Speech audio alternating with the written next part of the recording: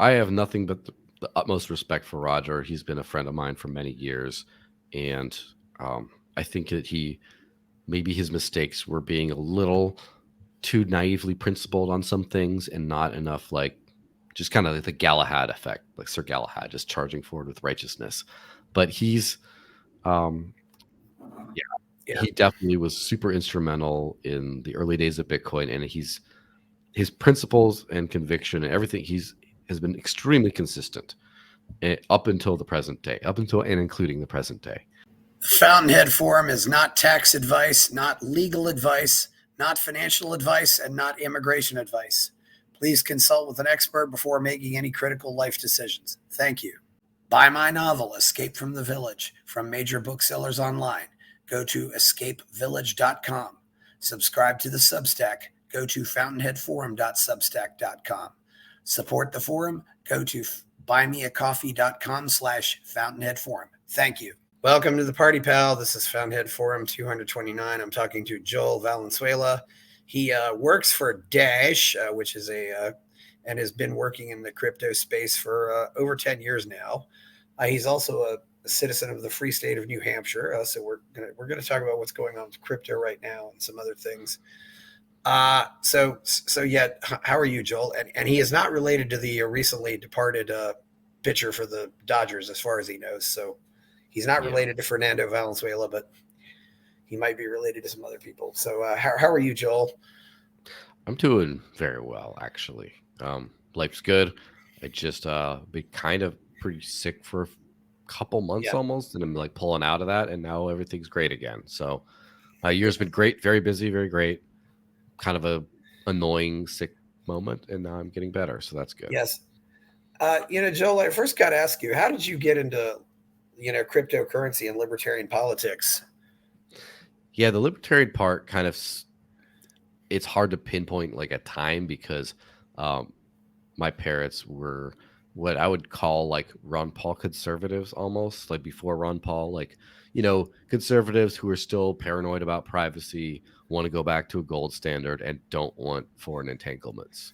So like, very close to like a Ron Paul style thing. I kind of grew up in that, grew up reading not only the Constitution, but also the notes of the Constitution's authors and things like that, like actually studying kind of the roots of American freedom, as it were, and kind of learning about the history of money and remembering getting to the point when they talk about fiat currency where it's like, oh, it used to be backed by gold, and then at some point they got rid of the gold. Now it's just paper. And just I remember thinking as like a young teen when like learning about that, like, wait a second, why? Like, where record scratch? What happened there? You don't explain how money, from barter to seashells to whatever, and you get all the way to gold and gold coins, and then you have paper representations of that, and then just the money goes away. But then now we just agree to use the paper. Like, couldn't we have just printed paper back? Kind of that record scratch moment. So I've always sort of been into that. I was, a pretty solid like liberty conservative as like a teen, and then I started working in the think tank world like a little bit more, and sort of got much more into the libertarian kind of world of things, and that kind of strengthened over time because of the more you go down that rabbit hole. But for me, it wasn't like a one-time thing, and it wasn't abrupt, and it wasn't like I was always in the zip code of libertarian thought, right? And now it just kind of like grew over time as I got older and more educated, and then the whole getting much more philosophically anarchist kind of thing is just like, I think that's just a figment of becoming a real adult and having to deal with nonsense like taxes and deal with regulations, and then dealing with realizing that people who have authority over you are adults like you, and they know less than you a lot of times. And then just like seeing incompetence where like when I was younger, it's more like, well, we need government for national defense and things like that.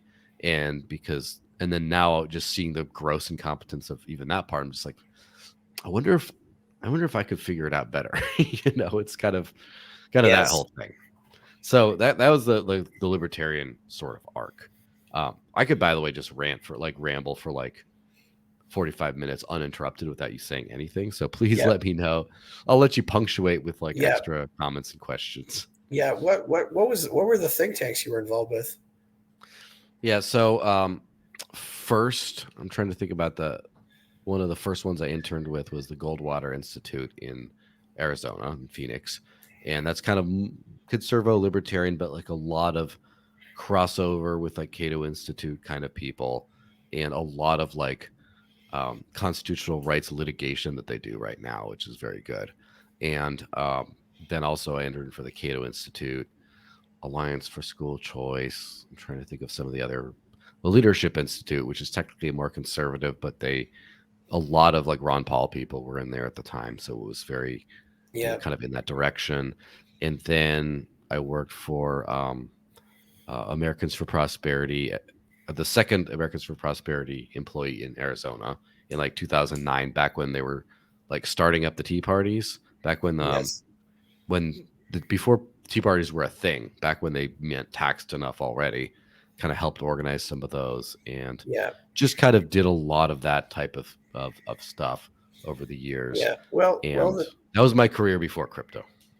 the Tea Parties, as far as I know, really were, at least my memory, was they were a direct response to the TARP bailouts, Mm-hmm.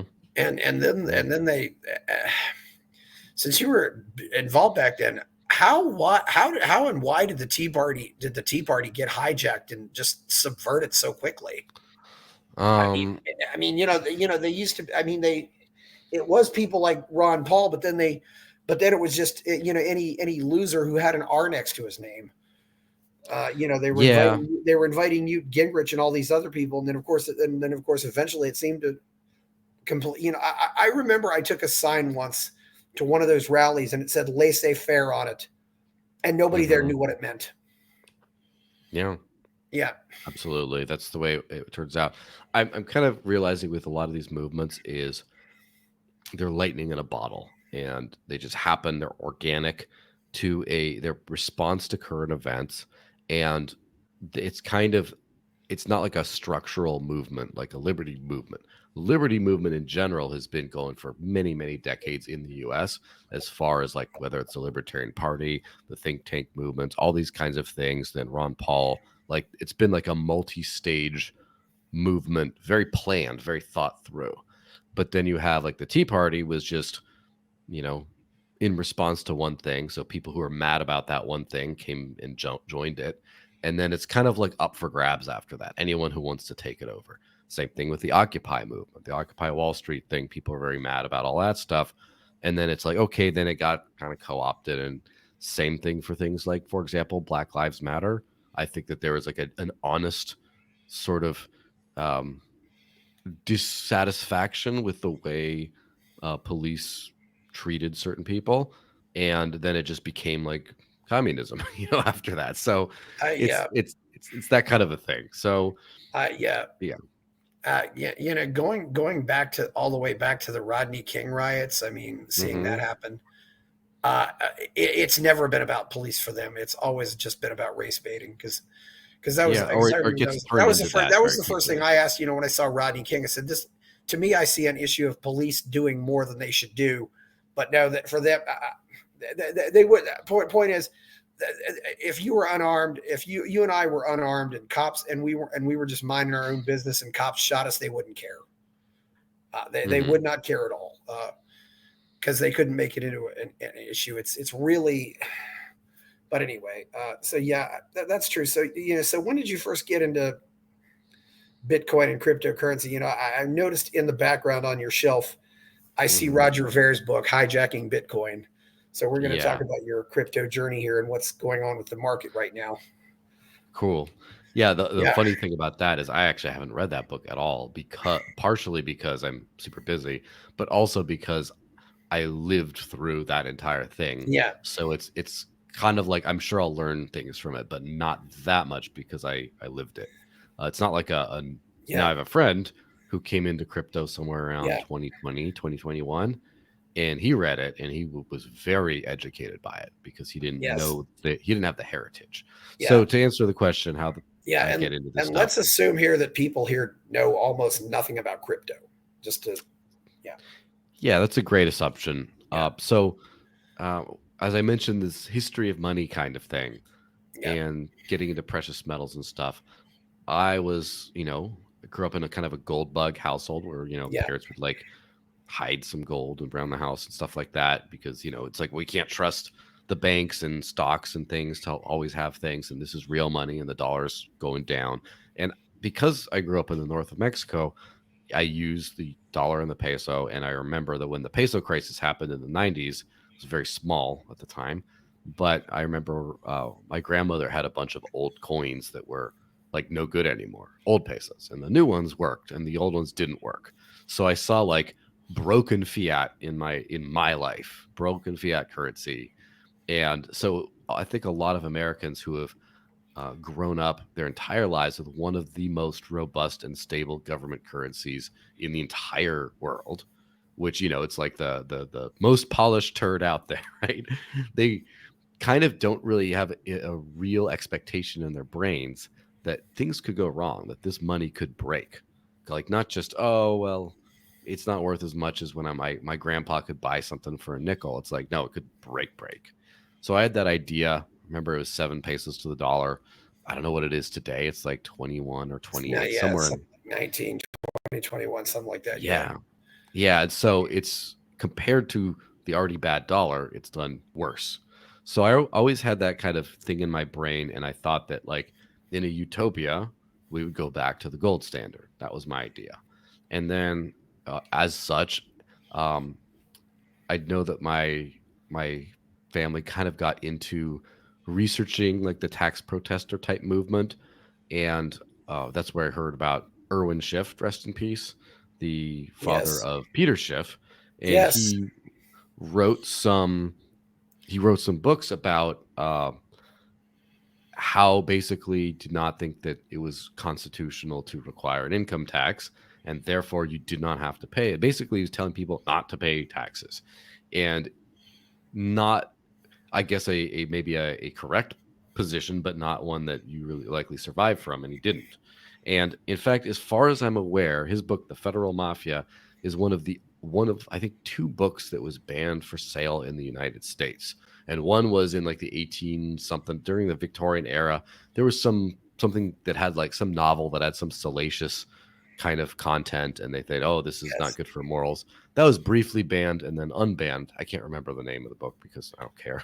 yes, But the Federal yes, Mafia was banned, which, and not under like free speech grounds, but for like because it's considered to be a scam, like a fraudulent thing.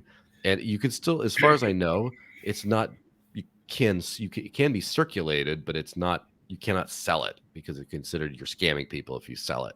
But still, the fact that we have a banned book because of that, like that kind of, got me into, understand that that's kind of like it's kind of crazy when you have conservatives um in that point, because that's like a sneeze away from becoming a full-blown anarchist in my opinion. But oh, neither here nor there. That got me into this Peter Schiff, of this course. show is not financial advice. This show is not Yes. tax advice. This show is not investment advice. This show is not immigration advice. So we'll go over all those right now. Of Yeah, yeah. course. And I should Yeah. just say Erwin also. Schiff was a very yeah. This was at the time when Erwin Schiff was alive, very much a controversy. I mean, some people thought he was a hero, and some people thought he was a fraud. He ran for president in '96 against Harry Brown and lost. I mean, Mhm. but I do remember meeting him back then. He was a good speaker. Peter's taken a different route, but Peter is certainly very much a man who believes in a precious metal standard of gold. Although Peter Mhm. absolutely positively hates cryptocurrency, and Peter's son Spencer, of course, loves cryptocurrency. So that's Or used to. I think Spencer making. has since recanted and has Oh, gone really? quiet. But I could be wrong. Obviously, I'd ask him himself if you want to know the, right from the truth. Yeah. So But the so you got into So you got into that. But when did you first get Bitcoin? How much was it worth? It's Yeah.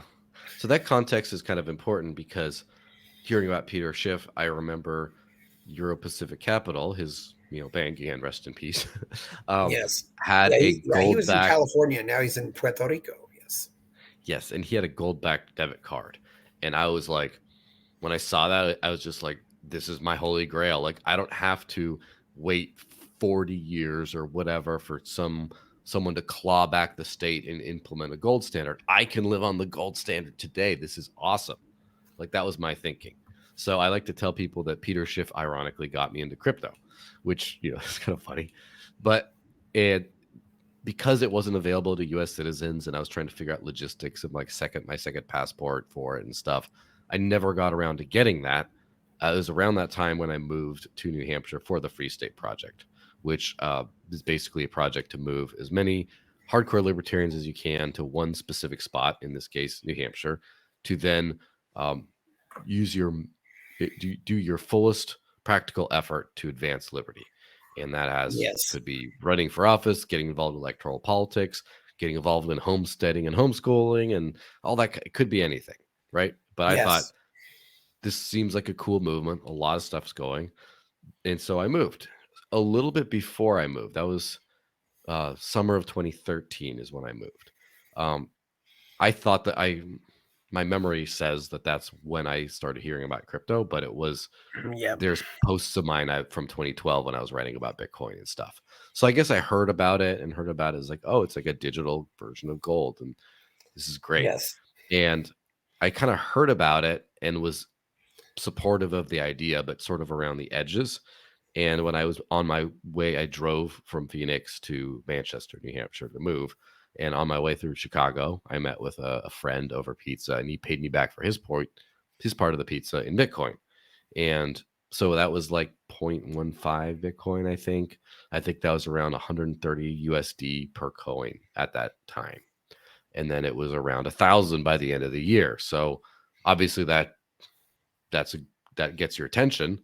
But also, when I got to New Hampshire, the members of the Free State Movement at the time were very big into using Bitcoin for everyday transactions. And so, like, you go to a restaurant and someone say, "Hey, I'll pay the Yes. bill. Everyone pay me back in Bitcoin." Everyone gets out their phone, scans the little QR code, and sends them. And for me, it really resonated because, first of all, this was before the era of payment apps like Venmo and stuff like that. And so, for me, PayPal been around since like 2001 though, but yes.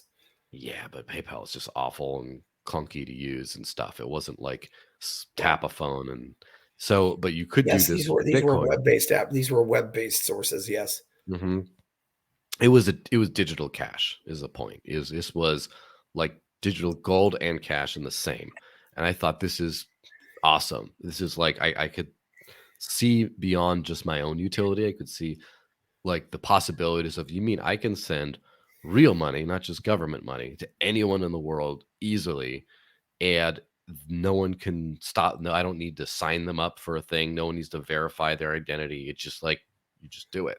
It's like, this is cool. This has so many implications for like the future of mankind, kind of.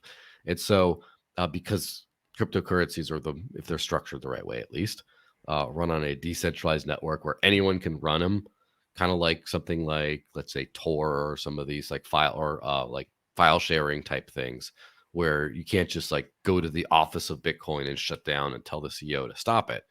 And so for me, that was like massive. This is like a holy grail for a lot of things. And I still remained involved in, my day jobs and other things like that. But it was a kind of an obsession for me a little bit, until by the end of 2015, I decided, you know what? This is too big of a thing. I'm going to quit my job. I didn't have another one lined up, and I'll only work for people who pay me in Bitcoin. And then thankfully, I did find a job that would do that relatively soon after. And then it's just been only crypto income since the end of 2015 for me.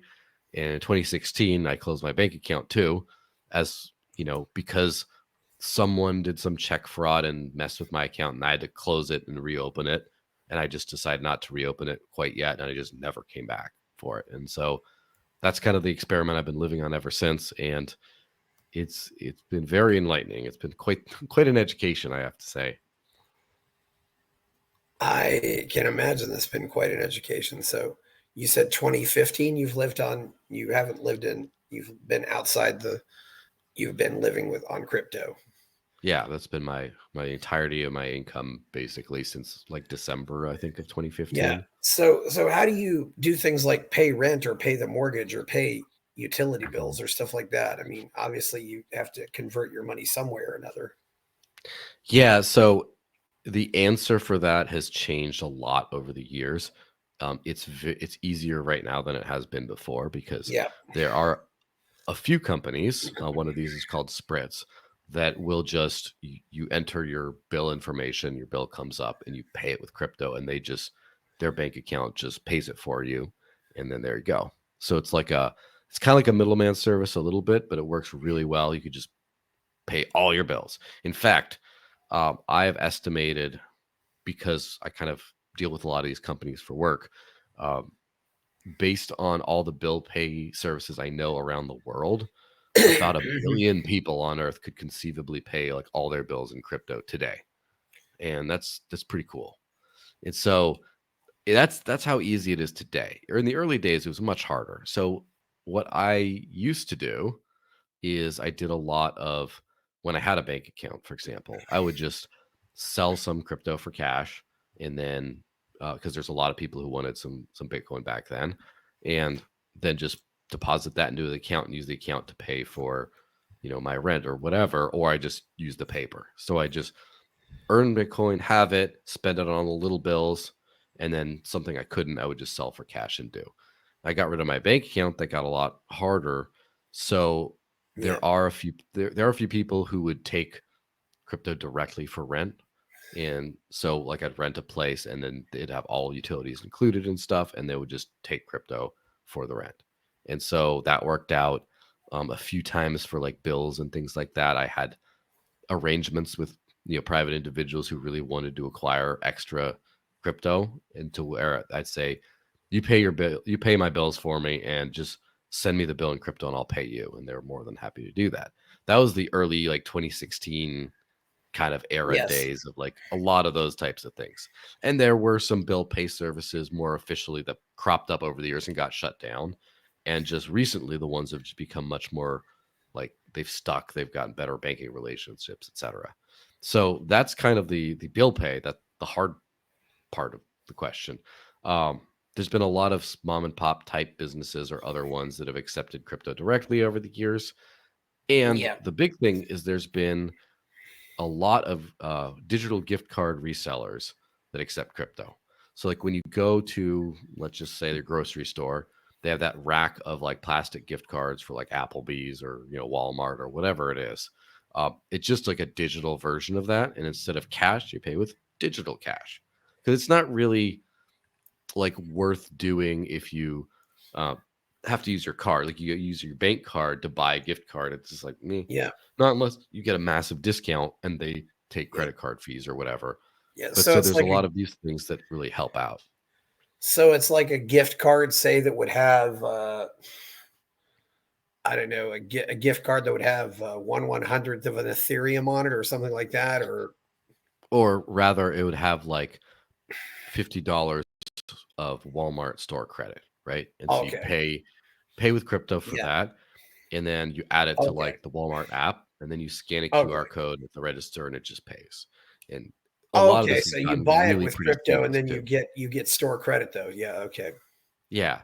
So instead of going to, like, for example, instead of going to Chipotle and paying with dollars, I Yes. go to Chipotle. It's like, okay, well, what did a burrito used to cost before it got insane?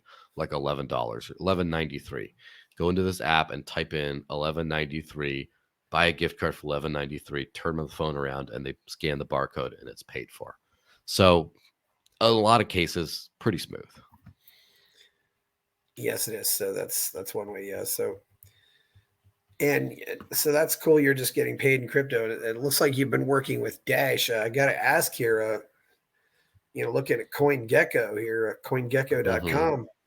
Looks like Dash was almost 14.93 on December 19th, 2017, and now Dash Yeah. is back to only 22.87. So Dash has been a major loser since then. Been been on the roller coaster. Well, for me, Well, the really, first time. just not really a roller coaster. Really, just kind of like climbed Mhm. one mountain and then went back down. But there was another mountain where it got back over 400. But it's Yeah, and this is where you get deep into the. 366 in 2015, and Mhm. it's about $22 now. So if if you bought it for $3 and had 22, you'd still be way ahead. But boy, when you're Yeah. you went up over 1400 once. It's Yeah, the so, nature like, of the beast. all Yeah, my as far as I can tell, all my crypto I've ever gotten is I've never bought it, like, taken fiat currency and yeah, exchanged it. It's always just I've been paid in it. The first yeah, time I got paid with Dash specifically yeah, was, I think, $7 a coin for, like, yeah, 6 months. It was around there, and then it went to 10, and then it went this whole thing. Uh, as far as, like, I'm sure this is where you get a lot deeper of a discussion on this thing, but, the crypto industry being so new and stuff, the hype cycle effect for me has been one of those kind of almost like killer things of a lot of good projects I've noticed.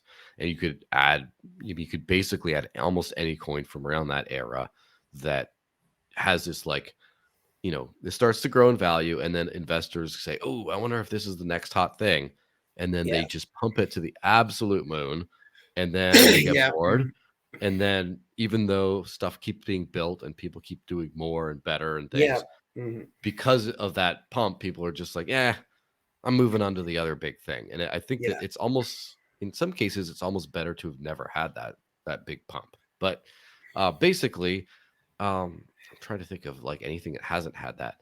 There's yeah, yeah. basically.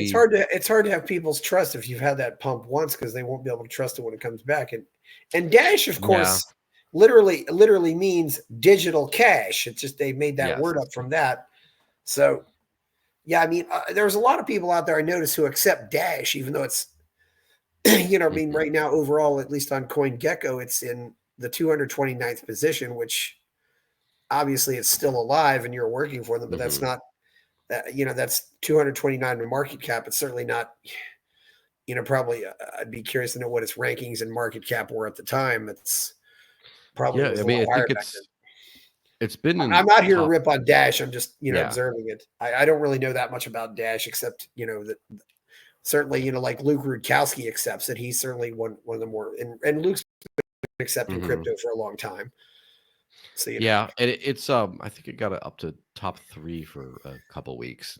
yeah, So, the thing is, it's kind of funny because, when you talk to crypto traders, you get a lot of this kind of stuff yeah, who have a bank account, and then they buy and sell things on exchange and see if it goes up and down, and that's kind of what they want to do. They want to acquire more fiat.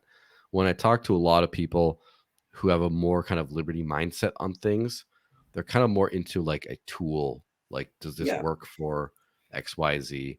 And then it just like, does it work or does it not? And market cap may or may not matter. They don't even know what a market cap is. I don't think anyone who's not in investor doesn't like know the market cap of like gold, for example. They just know like, oh, I'd like to use it. I like to have it. And I don't think anyone, for example, in Europe is saying like, oh, I'm not going to take euros because they haven't performed as well against the dollar. Look at where they used to be. It's just, it works for money. They just use it, you know? So it's one of those, also one of those things where a lot of, in recent times, a lot of volume has moved from just moving the base token associated with these networks to actually moving a dollar equivalent on these networks called a stable coin. And so if you're using a stable coin, for example, you have no idea what the market cap of the network that's helping you move the stable coin is. But on the other hand, stablecoin is also dollar pegged, which means that it yes, doesn't pump and dump, it only dumps. Slow dump, but it still just only goes yeah, down. So there's that trade-off too. yes. And by stable coins, what we really mean is just, tokens that are pegged to an established government currency. You can buy USDT or USDC, which of course are pegged to the United States dollar. You can also buy tokens that are pegged to the euro. You can buy a token that Mhm. is pegged to the Swiss franc, which is probably one of the better ones. But yes, that's what we mean when we say stable coins. It's just a token that's pegged to a regular currency or a government issued currency. Yes. Yeah, and Yeah. the thing, there's some challenges with that, and here's the thing, just like we talk about, like, philosophical anarchy versus, oh, I know a lot of cases where people I know have gotten together, run for office, gotten people voting for them, and significantly improved my life because of liberty advancements they've done through voting in the legislature.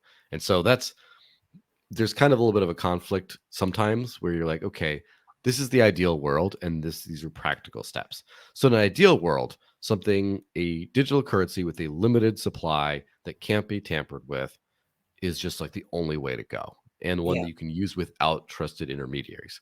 In practical terms, stable coins are a very useful tool. I don't like them Yeah. because I don't like things that are pegged to the dollar, and I also don't like that a lot of times there's some trust mechanisms there. So, for example, if you use Tether is probably the most popular stable coin. um, Tether is a company that you Yes. trust is issuing these things and could technically go bankrupt. And then the Tether coins, even if you're using it on a network where you can't, the network can't stop you from moving them around, Tether could just say, oh, all these tokens are worthless tomorrow. And then there's always that risk. So Yes. then there's algorithmic stablecoins and other ones like that, which uh, don't have that risk, but have a different risk where there's something weird in the code to where they didn't foresee how things would go up and down, and therefore it could Yes. just precipitously fall because of Mhm. that. So there's tons of risk everywhere, and I that's one of those things where I can confidently say that cryptocurrencies are the future, and I can confidently say that decentralized, well done ones are going to be a great avenue and tool moving forward. But at the same Yeah. time, there's no easy, like, which one should I buy? I can't Yeah. confidently say, I mean, not that I would give investment advice anyway, but I can't confidently say any of that either. I could tell you which ones to use because of their utility, but the investment thesis is a little bit trickier. And I wish there was a good answer. The better answer is probably have some of the 401k style investments going on, the legacy ones, have gold and silver, Yeah. and then get a basket of, Yeah. like, if you have Bitcoin and Ethereum and then a few other cryptocurrencies that seem promising. That's probably what you got to do, is just hedge your risk until there's more stable options. Yeah, and one thing we want, Not investment advice. one thing there's been a talking about too, though, is that I didn't want to go into what people should and shouldn't buy, but is that Hmm. I think in some cases we could even have cases where somebody's storing your, or let's say I go to let's say I go to whoever's like a Tether bank, and I give them Hmm. $1 and they give me one Tether token, which is supposed to Hmm. always be worth $1. But how do you know they aren't issuing 10 Tether tokens for every dollar they take in? I mean, you could end up with like what you'd call paper cryptocurrency that's not real cryptocurrency. Yeah. There's no So in that yeah, case, like, sometimes I even refer to sometimes I refer to stable coins as fiat, yeah, because yeah, it's like fiat currency is like value because it says that there is some. And if you say like a stable coin, it's like another layer of trust on yeah, top of that. So it's almost, in practical sense, it's stable coins are far superior, I think, to dollars in a bank account. However, in a how sketchy is this setup sense, they're worse. So, or I would say the yes, centralized ones are worse. Now there are some that provide that have regular audits, and they are backed one for one for dollars with dollars or dollar equivalents. And that's about the best you can get from a centralized company run stablecoin. Um, Tether has not had audits done. They say that they have a lot of treasuries, they have a lot of other stuff, but, like, we don't really know how much of the actual Tether is backed by dollar equivalents. yes, That's a little sketchy, but yeah, Tether's used worldwide and is probably not going anywhere for a while. So I yeah. don't know. Use it And while you how do can. Be and careful. also there's also Pax Gold, which is a crypto Hmm. that's pegged directly to the price of gold. How do we know they actually There's have Tether Gold too. how do we know they have 1 ounce of gold that's actually represents all this gold? I mean, it's something that there's always been kind of playing games with, and unless you get a run on the bank, nobody's going to figure it out. I mean, yeah, it's a, but anyway, it's a, you and just to go over, let's just go right now. For example, this is the market caps on CoinGecko. We've got Bitcoin, Ethereum, Tether, USDT is actually the third. I don't Hmm. include it. But and then we've got BNB, Binance, Solana, USDC, which is another dollar-based, XRP, Ripple. Then we've Hmm. got then we've even got cryptos that are pegged to other cryptos. Like here we got linked Staith Ether, which is Oh yeah. pegged directly to, which is I guess it's on Ethereum, but it's like the it's Ethereum on the Bitcoin blockchain. Is that what it is, or something like that? No, is that the Because I Lido know stake one? you've got like those wrapped Bitcoins, wrapped Ethereum that are, Yeah. yeah, but That's why the they're on a different blockchain. yeah, that's why like the market cap rankings don't always make a lot of sense Yeah, because yeah, it's so a yeah. lot of I don't. times you can have these kinds of things. Yeah, it is what's interesting too is from what I'm hearing, I don't think it's also interesting too because it looks like BNB buying. Yeah, I'm taking out Tether, but obviously Bitcoin is a very solid number one, and I would say Ethereum is still a Hmm. very solid number two right now. Yeah. And They've BNB kind of is, reached exit velocity with yeah, like adoption and things to where yeah, their ability to just like crash yeah, is just not going to be that big, yeah. right? Well, They're it's they're interesting too probably that going to if they crash, they're going to crash slow. BNB and Solana, BNB is they're BNB is third and it's been third for a while. But I'll tell you what, Solana's getting close, and they're kind of Yeah. also because BNB is at 85 billion. Hmm. Solana is at almost 79 billion, and then you go down to XRP, which is at 29 billion. So they're kind of separating themselves from the rest of the pack too. But I'll tell you what, though, if you'd bought, just to look at all this, if you'd bought Solana a year ago, oh, geez, Yeah. I know a lot of Solana. people who did. And Solana went from, I Solana, mean, Solana went from 177 to 30, from 32 to 177. Yeah, I wish I'd known those people. But anyway, yeah. we're talking about Bitcoin here, and you said you've seen all this happen. Is that Bitcoin? When Satoshi wrote the paper and the early Bitcoin people got in, they envisioned a something that would replace the dollar, and now it seems as though Bitcoin is no longer a currency, but just a speculative asset. I mean, it's Yeah. that, and you've even heard people like Michael Saylor said, "Well, you're never going to buy coffee with Bitcoin." It's well, like, what's the whole point? I What's it mean, I worth? have. Okay, yeah, yeah, but what can you tell us about that? Yeah, so it's one of those things that's like very it gets you branded. It's like a crypto political thing almost where people in crypto will like say, "Oh, you're one of those guys," and there. But it's kind of objective fact at this point. If you read the founding documents of Bitcoin, you read the founders' words, you read everything, you read everything about it. It was clearly designed to be something more similar to what something like Dash is today. And at some point, um, people who were in charge of its development, a new group of people who came in, started pushing a different agenda. They will basically start pushing, well, we should make sure everyone can run a node and sync up a node and be able to observe the Yeah, network and observe the transactions, even if they can't afford to pay for those transactions themselves. And they started to kind of move this like in this direction of it being kind of more of a settlement layer or a store of value. That was never, neither one was ever discussed before a certain period of time. A lot of those people worked for a company called Blockstream, which their entire business yeah, model was and still is today, although they don't really have a lot of success with their products, but the entire business model was building these second layer solutions that basically were not necessary under the original Bitcoin model. So I don't think you takes a lot of being a conspiracy theorist to see that there was a shift in this direction.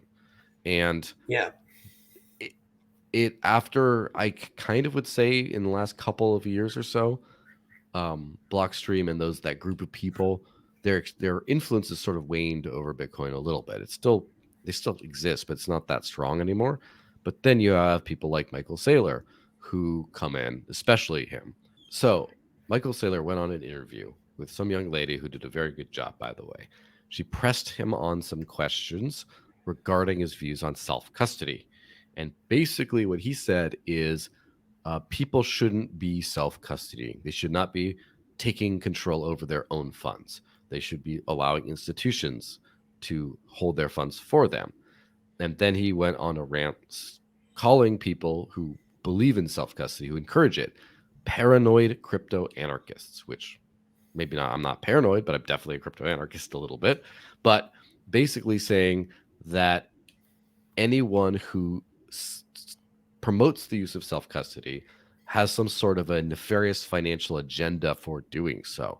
And he said, like, for example, they want to tell you that you're going to have your funds confiscated so they can sell you a hardware wallet, for example, and which is like the crypto equivalent of a safe. And he mentioned that about gun manufacturers. Like, so people say, oh, you're not safe, so they can sell you a gun. And the interviewer then pushed back a little bit and said, well, to be fair, gold was an actual thing. And gold was people owned gold on the gold standard, etc. And in 1933, gold was confiscated. Don't you think that could happen with Bitcoin too? And he then went on to say gold wasn't confiscated; it was voluntarily turned in. So, which is not entirely accurate. I mean, in some cases it was, but it was made a law that you cannot have gold, and so people voluntarily complied with the law, but it wasn't like voluntary.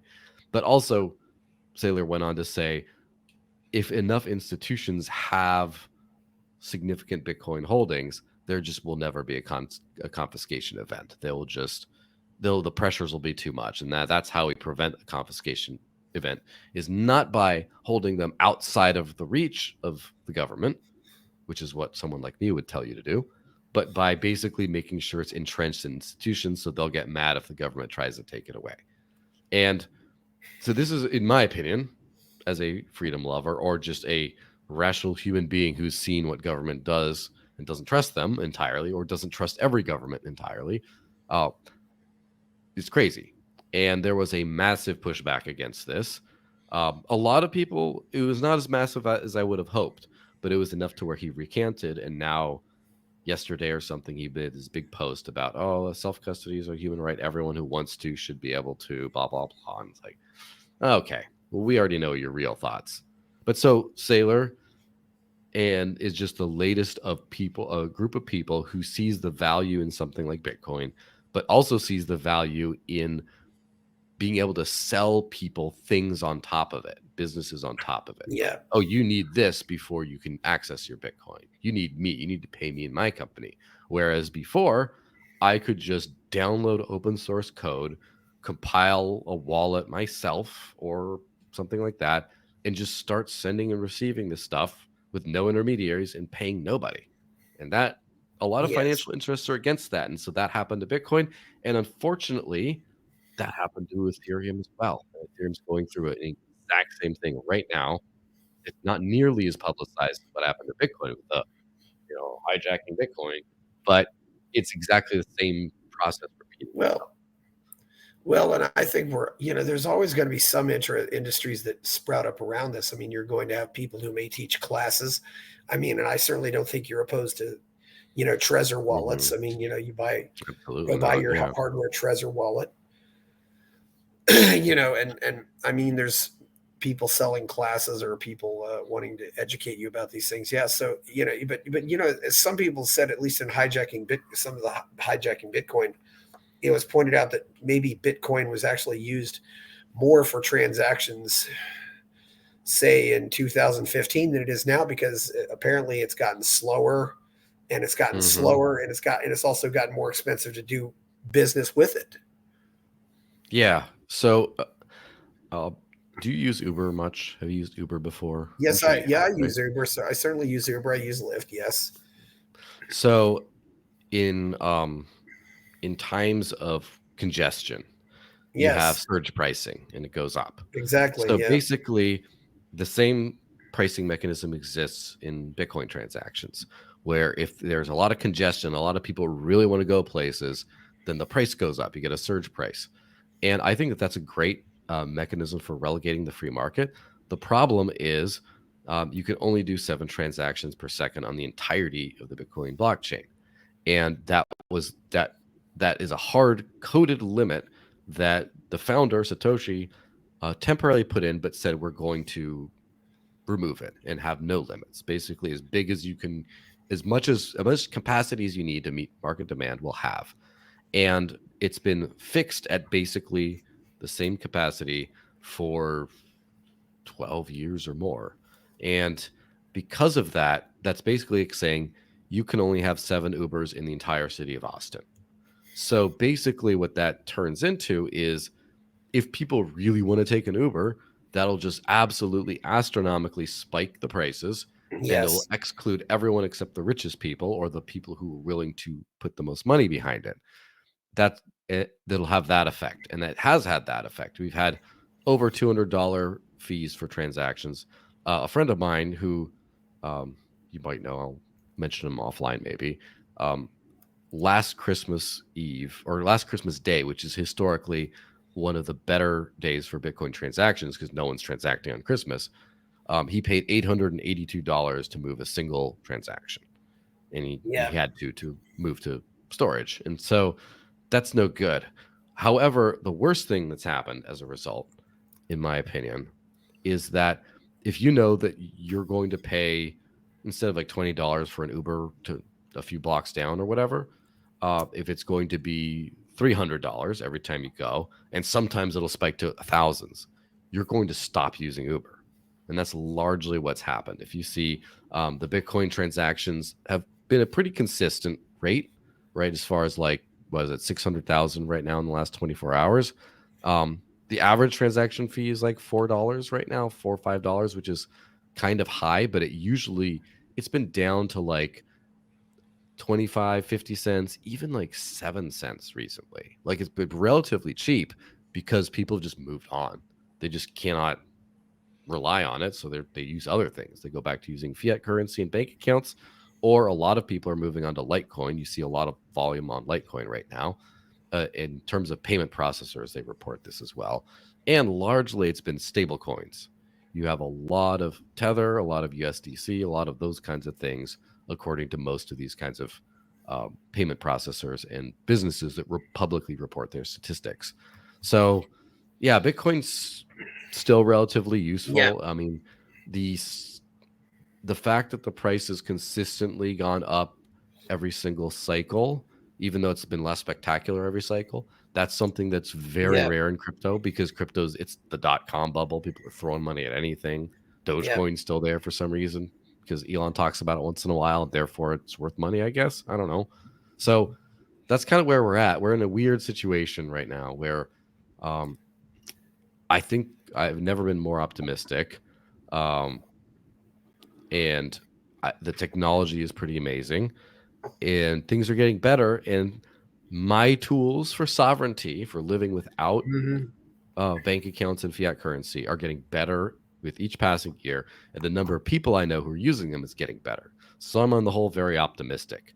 But the public mind share and the top of the equation is kind of getting compromised a little bit. So I'm tempering my optimism with just saying, yeah, we still have a lot of work to do. It's not like Bitcoin and Ethereum are not going to be what largely they played their fantastic role in getting us as far as we are now, but I don't think they're going to be the ones that take us to Valhalla, right? To freedom.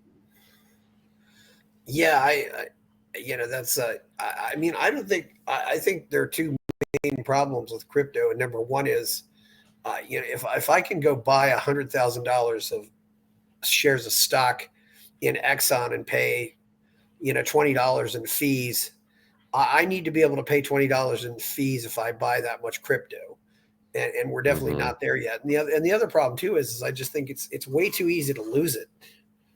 It's still very easy to lose your crypto. Yes, in fact, some interesting thoughts about that. it I seems like think, everybody I know who's been in long enough has some hopefully a small horror story, but they definitely have their horror stories, yeah. you know. I don't think I have any. Maybe I lost a little one And time, maybe but if I've been it's very just no more than $50, but yeah. It's been lucky for me, but I have known a lot of people who've misplaced a lot of things. I'm helping a friend right now try to find some lost things. Definitely the biggest thief is yourself today yep, because people typically there's old backup formats that haven't really translated too well. The standard has been the 12 to 24 words of like you yes, write those down and plug them in. And it's easy to forget where they are or lose a thing. And people just haven't like I think people keep their like I don't know, their social security card, their birth certificate, whatever founding core documents they need for their life. There's a little bit more of a process of backing that up. Of like, where am I storing it? yeah, Whereas crypto is still kind of casual and people forget to do that. yeah, mhm, Um, there are some cool things from the early mhm, days. Like one thing is called crypto steel, which is just two steel plates and a bunch of Scrabble letters that basically is like the paper backup, but it's steel. So if you're getting a house fire or something, it doesn't burn or get yeah, destroyed. That's good. Today, there's a lot better intuitive backup things. We're still not all the way there, but two things that I like. There's one wallet called Vultisig, like with a V, Vultisig, that yeah, basically doesn't have a seed phrase. But what you do is you install this app on your phone and then you install it on your computer as well. And then if you have an iPad, you install it on that one too. So you can use one of them for a certain spending threshold, or you have to sign on two of them, and if you lose one of them, you can anoint a new device. So as long as you have it on enough devices, yeah, you can just keep it going. That's yeah, something that's a lot easier to use.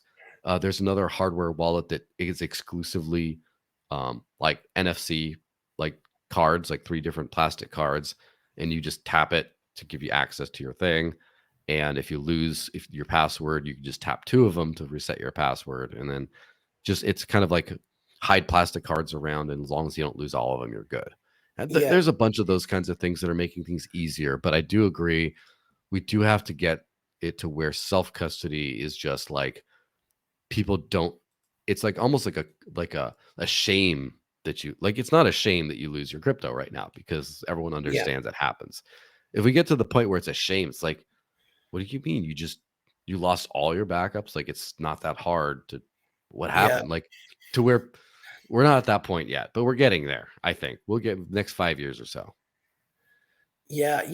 What might be not be a bad move is just go get a couple index cards, write down your words on that, and then get Hmm. some plastic baseball card holders. I used to collect baseball cards. Put that card in that holder. So that way, so that's going to be the protection for it. Then Hmm. maybe put it in something, and then maybe put that in your safe deposit box. And then so then it's only in your safe deposit box, or something like that. Something where, granted, it's ink on paper, but yeah, I know there's a lot of that. There's a lot of stuff Yeah. out there. So I would also think maybe Especially, you could also have a wallet that's identified with your fingerprint, so you only put your fingerprint on it. yeah.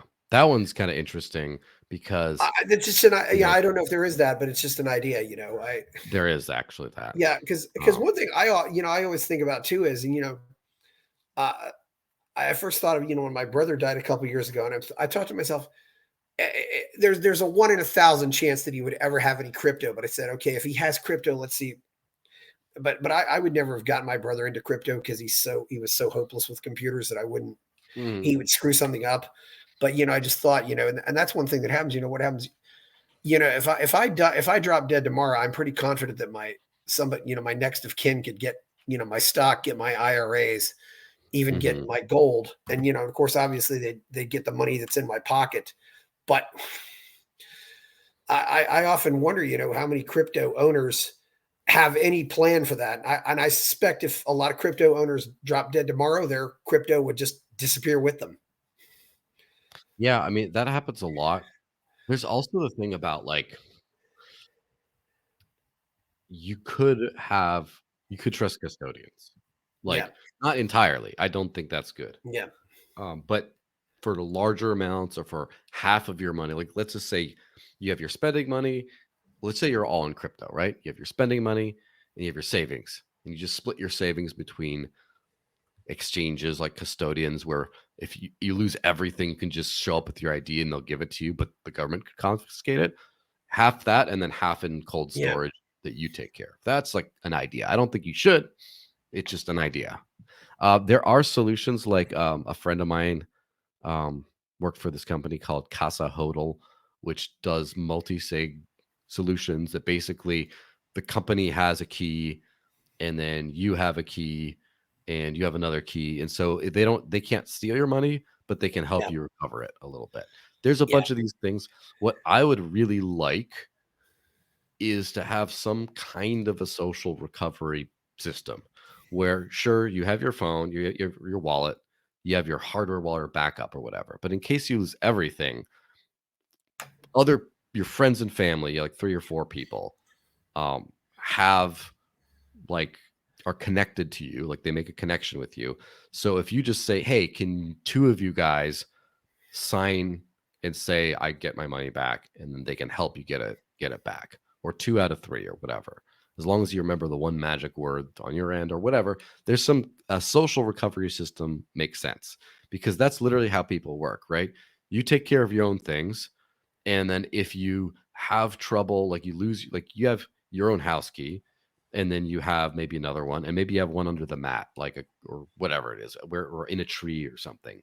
And so if you lose your house keys and then something happens to that other one, what do you do then? Well, I mean, you could call a locksmith, but you could also say, call your neighbor, your family member in town, Yeah. and say, "Hey, can I have that backup key that you left?" And then just it's the same thing, right? You take care of your own self custody, and then you have a way to where people in your head in your life, if you screw up, can help you just get back in.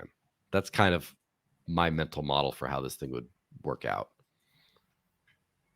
Yeah. There's a lot of different models out there. Certainly, you too. And what happens, if you, uh, yeah, it's a, yeah, there's still some issues that need to be worked out. I don't know. So where do you think what do you think happened with Bitcoin? I mean, Mhm. you said you haven't read the book, but you said you pretty much know what happens. What can you tell us about Yeah. what happened with the history of Bitcoin?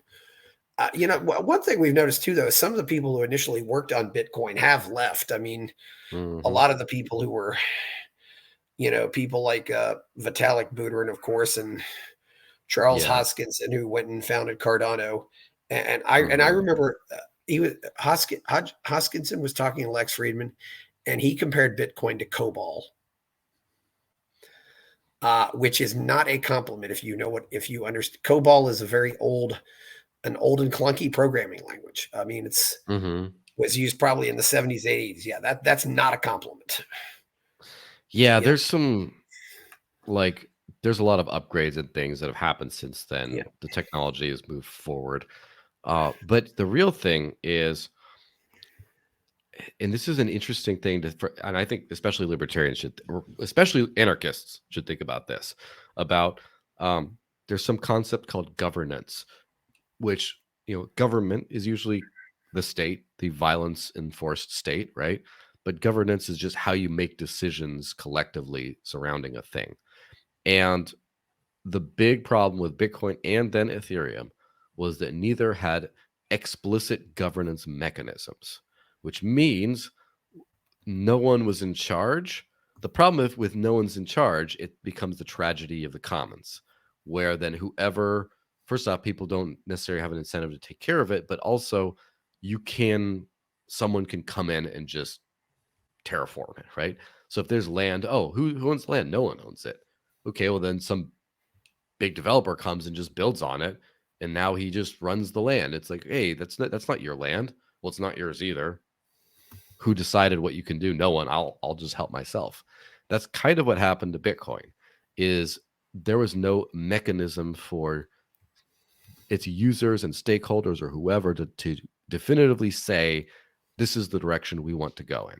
And so what happened is you had a bunch of people coming in and doing astroturfing campaigns, as has been very well documented. Again, read the book, because I have seen excerpts from it. I know what they're talking about. I lived through it. I yeah, interacted with some of these trolls, but there was, for example, the main Bitcoin forum was on Reddit, and that was taken over by a censorship prone person who would censor dissenting opinions, or dissenting opinions being majority opinions at the time, about how Bitcoin should work and things like that. And Yes. so it happened there. It happened on a multitude of other forums. There was some crazy toxic cyberbullying campaigns going on. There's just a lot of this. A lot of this was directed towards me as well. Sometimes when I would voice my opinion at the time, and a lot of this kind of stuff sort of convinced, just like you see in an election, right? Convinced people that, okay, well, I don't know, this is too dangerous to do it this way, or maybe these guys are right, or a lot of it just convinced also a lot of the average vote, the average voice to just be silent and just say, like, you know what?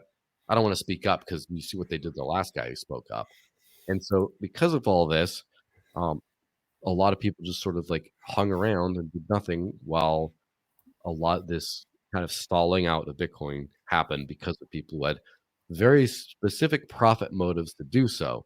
There are conspiracy theories out there, of course, that they were actually trying to just hamper the network entirely because they literally did work for big banks and things like that.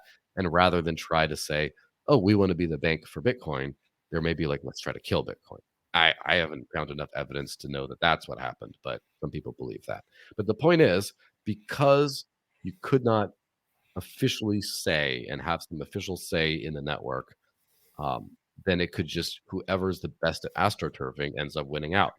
And the same thing happened to Ethereum. Ethereum also does not have a governance mechanism, and uh, it also had on its roadmap to keep increasing the gas limit, which is the equivalent of the block size, which is basically transaction capacity. Yeah. Mhm. And there was a specific upgrade that was on the roadmap for years called execution sharding, which basically means you parallelize a lot of the workload, but you still kind of it's still the same network. You could still do thousands of transactions per second, things like that, without some major trade-offs. They removed that from the roadmap without ever starting work on it. And instead, now Ethereum is entirely used by layer twos, which is basically a company run centralized blockchain that says that they're doing this on behalf of Ethereum. So Base is one of the big ones, run by Coinbase, again, the big exchange. Kraken, another of the big exchanges, just announced they're launching their Inc blockchain. And then you have all kinds of other ones. And basically, there's a astronomical amount of money in the development of layer twos, which basically are now you get in all the middlemen again. And so the exact same thing happened to Ethereum because Ethereum stakeholders had no ability to officially vote on things and say this is where we want things to go. And there was no effectuation to that. Now, this kind of goes back to the whole like you mentioned Hoskinson. I knew Hoskinson from the early before the Cardano days because he was sniffing around in the Dash community in like 2016 because Dash is the oldest decentralized autonomous organization, or DAO, which is something that has an explicit governance mechanism. Yes. Yeah. And he was doing investigations on how he would end up doing this kind of thing on Cardano. And Yeah. as far as I know, it wasn't done for many years, but as of like a couple months or so, they did implement on-chain governance in Cardano as well. And then you have a whole bunch of other cryptos that have some sort of explicit mechanism. But basically, what it means is if you hold the tokens, if you're a stakeholder, like a shareholder, or Yeah. whatever the equivalent is in whatever chain we're talking about, you get to explicitly vote based on your influence and power, like how many tokens do you have or whatever, and you get to say, "I want this and not that." And also, if you have a DAO, a decentralized autonomous organization, there's a budget that comes for a monthly budget or whatever it is that funds the development instead of, say, donations or corporate interests or whatever else. So you don't have that like, oh, we need corporate money to make this thing work because you already have a budget. Yeah. And if the developers or whatever don't, if you make a vote that says we, the stakeholders of this network, want you to move in this direction, and they don't want to do it, you can take away their money now. And so now you give power back to the people.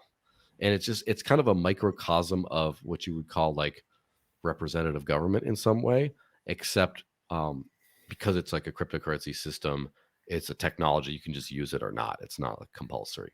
So it's much more complicated than that. But that's a Yes. very basic one big thing that I think could have prevented the top two networks from becoming, very useful and important things in crypto's history, but still ultimately kind of co-opted with companies that wanted to kind of rent seek off of them. Well, that's one of those things you can do. I haven't. What can you tell us about decentralized autonomous organizations, or DAOs? Because I mean, a lot of my Yeah. listeners probably don't even know what that is at all. They might not even heard the term. So Yeah. a DAO is the acronym decentralized autonomous organization. It's an organization, meaning it has to be able to come together as one. Whereas if you just have a group of volunteers doing whatever, and someone quits, someone decides to do that, that's not an organization. You have to come together and make a decision together. Uh, that's an organization. Decentralized means anyone can basically join it. It's not one group of people that Yes. gets to say who can come in and who can't. So if let's just say you have Dash tokens, for example, because that's just my most familiar example. Um, Whoever has these tokens can vote, but no one can prevent you from just buying or acquiring other tokens, and now you get to vote. No one can say, "Hey, that guy lives in Russia. That's a sanctioned country. He can't make decisions." Nope. Sorry. The government, the structure says anyone can who wants. And autonomous has something to do with the self-funding mechanism, because autonomous basically means it runs itself. So you don't need anything from the outside to help run it. So if you just had a governing body where you had anyone can jump in and vote and you can come together, but you need outside funding, that would not be autonomous. So it has to be sort of like baked in. And so here's an example of a DAO idea I'd like to see happen in the real world. It's very technically feasible today, but I don't know too many examples. But what if you had a neighborhood trash cleanup DAO? You got your neighborhood, you want trash picked up, and rather than just someone takes care of it, or you do something else, basically what you do is you have a DAO where every month, um, you you can buy every month governance tokens, or the which are votes kind of in this thing, are created, and anyone can buy them, and by buying them you contribute to the pot of money. So however much you donate, is you get voting punch cards for however much you've donated, and then everyone, based on their donation stuff, can then vote, where does this money go? Who are we hiring to pick up the trash? How much are we going to, how often does this person come out and pick up the trash, etc.? And then based, anyone who just buys these tokens can then vote. You can't keep someone out. So then they just come in, they buy the tokens, they just communally decide. It's like an HOA that doesn't get to exclude or include people explicitly. And then it works. So that's kind of it. Collective decision making. Yeah. Does collective decision making necessarily lead to good decisions? Because one problem is nobody really takes responsibility, or nobody really takes the blame. Everybody can point fingers at everybody else. Yeah, for sure. Yeah. There's always drawbacks. What can you tell us about smart contracts? Yeah, so smart contracts are basically like the technical version of a legal contract, where in a legal contract, if I say I owe you this money or this happened, whatever it is, it's an agreement, and then you have government, meaning courts and law enforcement, execute the contract, meaning if you don't pay me, they come and make you pay me, kind of thing. Now, a smart contract is the same thing, except you don't have to have an enforcement mechanism, because it's self-enforcing. It's automated, meaning if we sign a contract together that says you will pay me this much every month as long as I give you the key to my apartment, right? Then what happens is every month, automatically, your money goes zip to my possession. And as long as you have the key. And if you decide you're moving out and you destroy the key, then the contract automatically stops taking your money. It's just an automated self-executing contract. That's it. And that can do a lot of cool things. It's a lot of like, logic, like if this, then that, else that, a lot of like coding stuff works in that way. It just kind of runs itself. And so that solves a lot of things. Like if you say, if I put this money to here, or if the price of this hits this amount, automatically sell this or automatically do that. And those kinds of things. It's a pretty cool idea. It's changed a whole lot of things for the better, I think. How do these exactly work? I'm still intrigued by it. So, for example, could you put calls and puts into smart contracts? I Um, mean, can you be a little more specific on that, just so I'm sure I understand that? well, a call is a gives you an option to. I believe a call Hmm. gives you an option to buy something, and a put gives you Hmm. an option to sell. So Yes. that's when you're or those are futures. Hmm. You know, Yeah, I think there are like automated futures contracts and things like you know, that. A lot of you know. these kinds of financial things are built into decentralized exchanges. And that's another thing is you need smart contracts for a lot of more automated decentralized exchanges. The basic decentralized exchange is what you call like an atomic DEX, which Yeah, basically means I say I want this asset, you say you're willing to sell it, and then when we both agree, we press a button, loop, it does the trade. But we have to manually agree. Whereas you have some of these automated exchanges with it basically says you can swap this token for that token in this liquidity pool. And when I put a token in, it automatically calculates how much of the other one I'm going to get. And it goes through the pool and I get it. And you don't have to actually have any, the entire thing doesn't require any user input other than me saying, I want to trade this for that and just automated things, automated logic loops, kind of. That's kind of how I try to understand it. yeah. So where do you think the future looks like? I mean, with smart contracts, do you think we can? I mean, well, how I guess what I'm thinking is how can this make the world a better place, so to speak? Wow.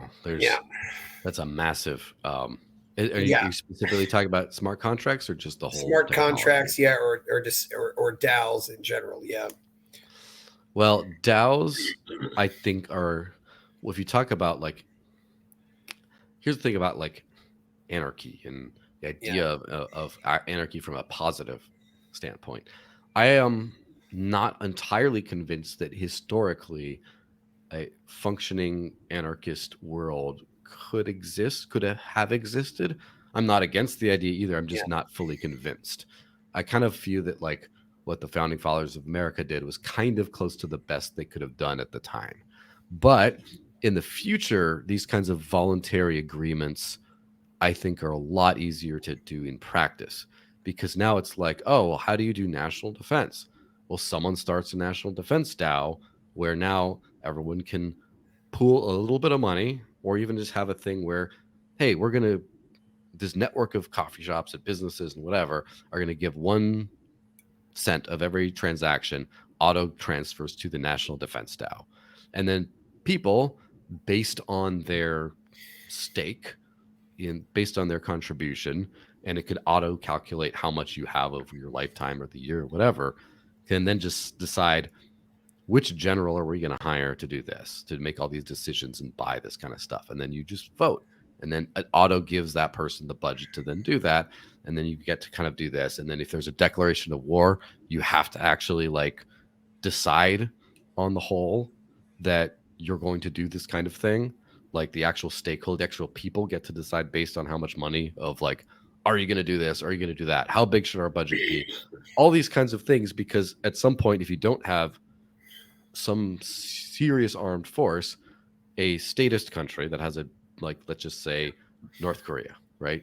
Not a very wealthy yeah, country, but they could potentially conquer an anarcho-capitalist, you know, area because if it doesn't have a formalized defense mechanism, and it's just harder to coordinate that without either a state or some technological innovation like a DAO, which is still completely voluntary. So that's just one idea for that. As far as smart contracts, what they do is they allow programmable things, especially programmable money. And I think that that really helps out a lot of things where a lot of things you need financial services for, central banks, regular banks, uh, lending services, credit, debit, all that kind of stuff where you want to do something. You need an individual or a series of individuals in an institution to provide that for you. But if it's just an automated system that just works, that you don't need to trust anyone or give someone your money or whatever, you could do some really cool things. Like they do have automated collateralized lending protocols on crypto right now where you can get a loan by putting up ownership of some other asset. So a lot of cool That's pretty things. wild. Yeah.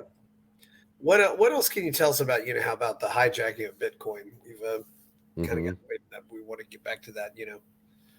There's so much to cover here. It's wild.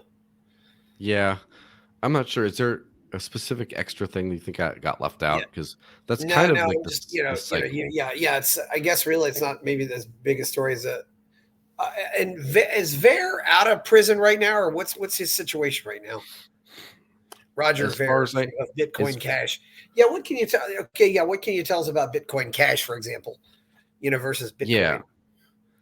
So Bitcoin Cash was a Because fork that Roger came out. Ver, was Bitcoin Jesus, and then later he was called by some Bitcoin Judas. It's a Mm, yeah, that whole thing. Well, I have nothing but the utmost respect for Roger. He's been a friend of mine for many years, and I think that maybe his mistakes were being a little too naively principled on some things and not enough like just kind of like the Galahad effect, like Sir Galahad just charging forward with righteousness.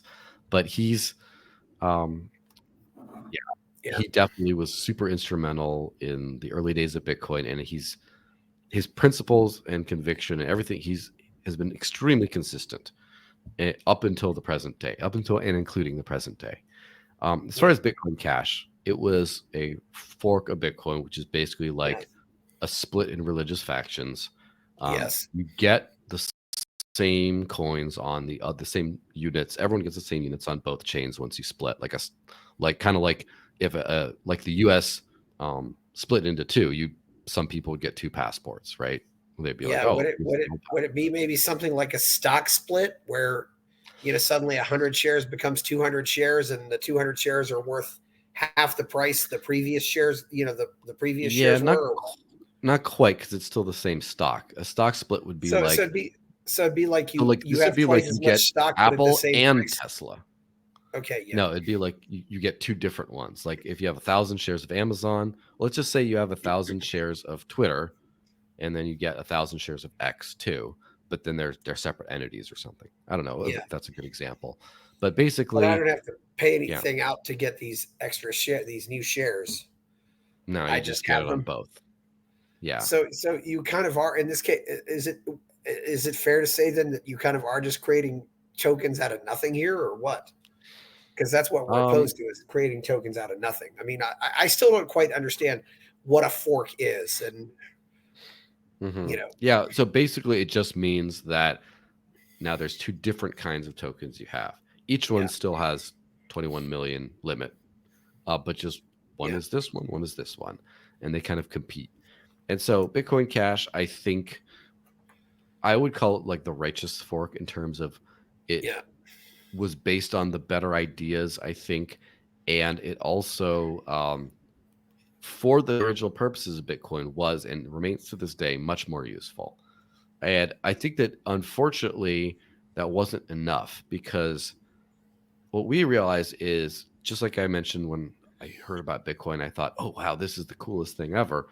A lot of people thought the same thing. And first mover advantage is massive.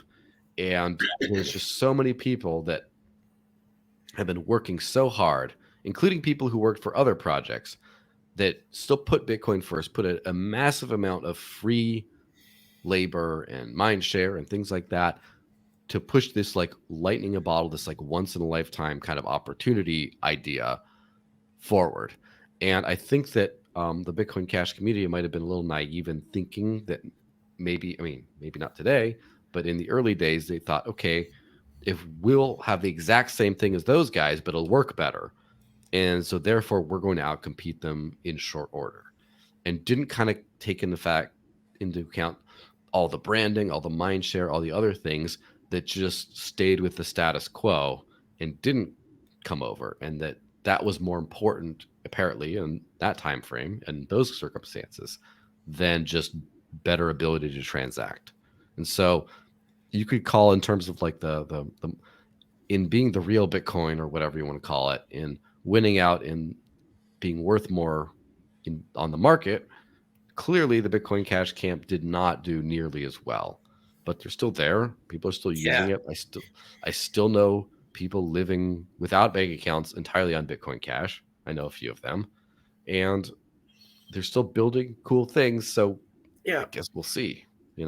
That's the problem with these cryptocurrencies as well. Yeah. The money based ones, especially, have a massive amount of network effects to climb up, where unless like you need like ubiquity before you really start getting value. Yeah. Whereas if you just have one fun app that runs on your thing in the background, as long as people have fun in the app, they don't care that like that's the one app that's on this ecosystem. Yeah. It just works. But if it's like you're the one person using this money, that really, really matters. It's just a Yeah. really hard network effect to climb over. And this is kind of this is kind of the problem. Really, if you want something to be used as cash, you want it to be stable. You don't, I mean, it's kind of nice if you, I mean, if you can get 10 apples for one token 5 years ago, and you can still get Mm-hmm. 10 apples for one token now, then that's really what it's supposed to be. It's not supposed to be something where where the price is where like one day maybe next. I mean, it'd be nice if you could go from 10 apples to 100,000 apples, but that's not really that's not why it's there. It's just the same way you want your ruler to be 12 inches. You don't want your ruler to be 13 inches or 11 inches all the time. Mm-hmm. It's, I mean, your ruler, if that's the case with your ruler, then it has no value. It's just Yeah, a worthless ruler. stability. Yeah. Stability has value more Yeah. than going up in value has value. Yeah. Oddly enough, Yeah. and so like it, it's also like all this stuff matters way less when you get to scale. Like right Yeah. now, because every crypto, including Bitcoin, is way too small and has way too little transaction volume back and forth for like basic non-speculative purposes Yeah. to really get any kind of stability. But I think it could happen someday.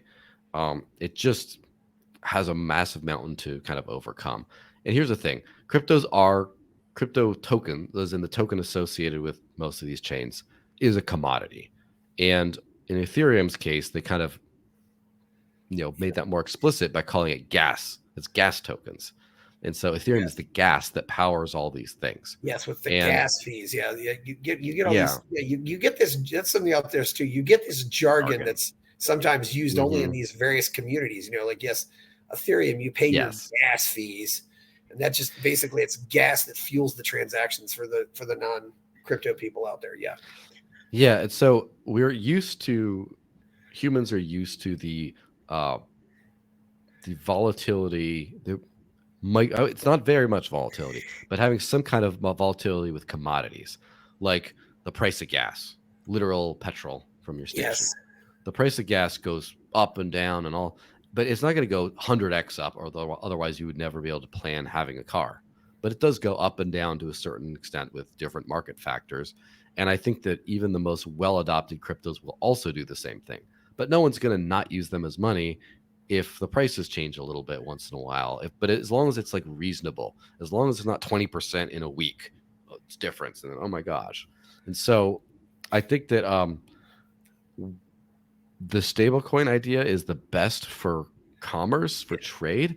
The problem is stablecoins are always pegged to the US dollar or euro or Yes. something awful. And we haven't figured out what a non awful thing would be yet. There might Well, be some there might be some tokenized commodity basket or digital commodity basket where it's like, Yeah. this is 1/5 of this price is Bitcoin's price, 1/5 is Ethereum's price, 1/5 is these other ones. And then it's just like a crypto basket stable coin. And as long as the whole world agrees that this basket coin is what we're all going to be using to trade with, and it's like this coffee is 28 basket coins. And Yes. until we get to that point, we're kind of stuck between using the dollar or something like the dollar as our what do they call it, unit of account, or there's going to be some sort of a not too volatile commodity, like maybe people use Bitcoin as digital gold at some point, although I'm not exactly seeing that happening.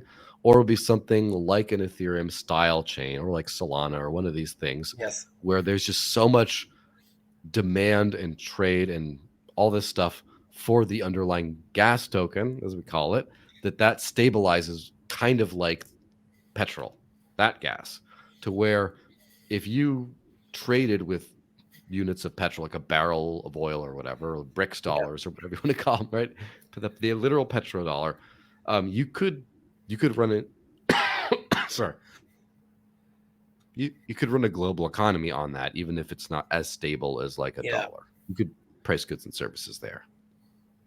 Well, you could run your crypto based on coffee beans, and like one token is worth one coffee bean, so you call it Sanka coin or something, or Maxwell House coin or something like that, or you could make your and in a way we kind of have and in a way we sometimes like you buy air miles when you get air miles when you fly. I mean, that's kind of like a cryptocurrency. I mean, before we Mm-hmm. had crypto, you get air miles, you buy air miles, you use those, you get points for your air miles and things like that. So that's Yeah. just the It, same way, if you go to the arcade, you'll maybe give them $10 and you'll get all these tokens and you'll play all your games with those tokens. Do you think they're going to try to maybe turn Bitcoin into a central bank digital currency? um, no, but there are quite a few CBDC pilots out there. And I'm not the premier expert on this, but one of them I did interview on my channel is a fellow named Aaron Day. Oh, And yes. I know him. He's been on this channel too. yes, so I would kind of defer to him for some things, because he seems to be much more of an expert on that stuff. But yeah, I think that governments will play around with Bitcoin as much as they find it convenient. Like they'll, oh, strategic reserve, let's buy some and hold it, and then let's, you know, some other little token things. Does it work? Is it part of their basket of things? I don't know. Yeah, but it's not a good tool for much in that domain. So yeah, I don't know. That's kind of it. Like I think I think that they'll have more purpose built tools, um, Yeah. for that kind of thing. What do you think about Monero? I think it's a pretty solid cryptocurrency. It has it's kind of the base of Bitcoin, but it has a lot of things that Bitcoin doesn't, a lot of limitations Bitcoin has. It doesn't have, like, it can probably scale better, and it'll probably remain cheaper to use for a while. And it's a lot more private, which for payments, especially, in an adversarial circumstances, is very good. So I think it's going to be a very valuable thing for a while. The challenge is it's been very positioned as a criminal's coin by both its detractors as well as its supporters. And I know companies that have faced pressures from regulators and things like that explicitly over just Monero, even though there are cryptocurrencies, for example, Zcash, that have stronger and better privacy techniques than Monero does. But because of, like, community and branding and some other things like that, they aren't seen as criminal coins. So I think that Monero is going to have a very Yeah. strong place in the crypto economy for a while now. I just can't see it getting over that mass adoption hump unless we have just systemic, global, complete distrust in government institutions, like overnight kind of thing, which as much as that'd be fun, I don't know if that's really going to happen. Yeah, whether or not that happens too. What do you want to? Do you have anything to say also about some of the recent court cases that have come up? Uh, you know, uh, and there really isn't a whole lot to say about Ross Ulbricht, but I definitely want to talk about Roman Sterling. On what do you think about that?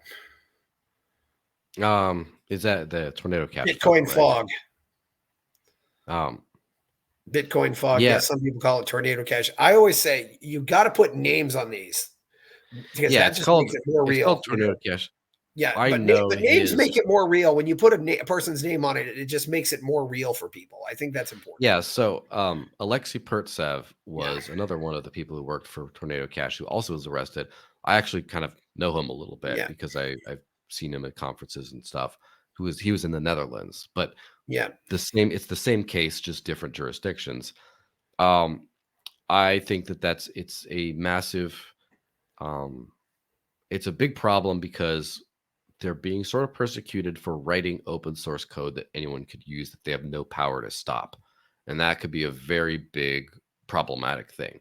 I think that the reason they're able to go after them yeah, is because they wrote the open source code, but also they got VC money to do this. They got money from every time the smart contract was executed, even if they couldn't yeah, stop it or control it. And then they also ran a site that helped people connect to the smart contract, even though the site later started like censoring, malicious transactions or yeah. whatever on that side. It just because it was like they kind of did everything, the government's probably making the case it's like, yeah, you're running a laundering business, even though it's not true. Well, and And it probably it's doesn't easier to help make that Roman this is case. Russian. Yeah. Rowan and Alexei and all them. Yeah, it's easy to be like, oh, Russian. And it's easy to make the case that like, oh, North Korea used it, therefore Yeah, sanctions. And I have a feeling that the sanctions evasion parts were what really got them. And there's a Bitcoin wallet called Tornado Cash that the same thing happened to.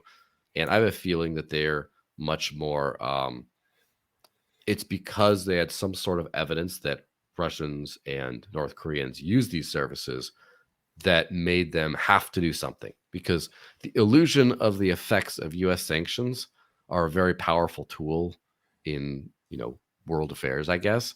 And so if you start to get the impression that these sanctions don't work, that's a big problem for them. So they yes. crack the whip and there you go. Well, that's one thing. One of the selling points of crypto is it's it's by far the easiest way to move money between countries. I mean, at least large amounts of money. I mean, now if I could probably walk into Mexico with $1,000 and no questions would be asked. But if I had wanted to move $100,000, some Mhm. questions would definitely be asked. If you tried to transfer it between banks or whatever. But you can do it like that. It's real easy to do. Yeah, It's absolutely. Roman's the Bitcoin fog case. I mean, uh, and this is the really dangerous part, though. I mean, and I don't know if we could ever get this tried on First Amendment grounds because code is effectively, an extension of free speech. I don't know how you can not say that. You're effectively violating the First Amendment if you make it illegal to write code, which I definitely think is problematic because code is, like a gun or like it's only as good or as bad as the person who's using it. It's not, it's a tool. It's not, it doesn't, it's not good or bad inherently. It's, Yeah, absolutely. And I think that that's something that's there will be a lot of massive free speech cases that'll have to be won in the future. I know that encryption and like yeah. encryption at all, cryptography was criminal in the past, and there was a lot of free speech court cases that were won over that for people's right to use encryption. And part of it was just like uh, highlighting the risks of unencrypted web traffic. And so now HTTPS, everyone uses encryption. Like it's pretty standard, but that wasn't the case. It was kind of like viewed as like a national security threat in the past. And so Oh, same thing yeah. with crypto. I think people just have to adjust to it. And I know governments don't like to give up power, but sometimes they have to. Yeah, well, yeah, and I don't know. Is there anything else you want to say? What's been your favorite part of this talk? I think it's about good time to wrap this up. Yeah. My favorite thing, what I would just say, um, people in the liberty world have a lot of. There's two things. One, it's a hobby for a lot of people, like is in like to keep up with news and see what's going on and tell everyone how much taxation is theft and all that kind of cool stuff. Um, and also, there's a trap of pessimism where because government sucks, you just think the world sucks sometimes, and it could get kind of sad. And I would encourage, I'd encourage people to push back against both those things. Where first of all, well, second of all, first, I think that this is the best the world has ever been today. Even though a lot of rights have been eroded, there's a lot of other things, but like the quality of life, the ability to travel, the ability to do anything you want is just better than any point in human history, and things are only going up for now. Obviously, it's just like a market cycle. It's up and down and up and down, but the overall trajectory is up. And I think that we should focus on making the world a better place because it is getting better and we can make it better. And then number two slash number one, um, I don't think that libertarianism or anything like that it works well as a spectator sport, like just sitting around and saying, "Oh, this person sucks, that person sucks." You could do things about it, and like a lot of people um, talk about how things like crypto can end the Fed and do this and that, and then they go back to using their bank, or they say, "Oh, I'm going to buy some of this, and maybe it's going to go up in value, and I'm just going to bet on the winning team, but I don't want to be part of the winning team. I don't want to make it happen." I would encourage people, these technologies are out here. They can provide financial freedom. They can do lots of things. Try it out. Use it. Try buying stuff with crypto. Try spending it. Try using a decentralized exchange. Um, Try making some NFTs for loyalty points for your customers and see if you can get them to use it. Just all that stuff. Try it out. Use it. Get involved, and be part of the future. Don't just wait for the future to happen to you. So that's my closing thought, I guess. Yeah. Anything else you want to say before we go, or where can we find you? Um, you can find me on X at the Desert Links. Desert is in dry Yes. place. Links in kitty cat should be on the screen, hopefully. Yes, Um, it is. pretty much everywhere I'm under that. And yeah, just follow. I run my mouth a lot, talk about a lot about things like that. Write articles, they post there. Yes. That's kind of the best place to find me. I'm on a few other social platforms as well, but that'll get you to most places. And yeah, feel free to hit me up and reach out, comment on my posts, whatever. I'm an open book. Yeah, it's yeah, and of course you're living in New Hampshire. Certainly check out the Free State Project, which we didn't really get much into, but it should be very interesting. And also please like the video, subscribe to the channel, go buy my novel Escape from the Village, go to buy me a coffee to support the show. Check out my Substack. Thank you, Joel Valenzuela. I'm Chris Baker. We're out.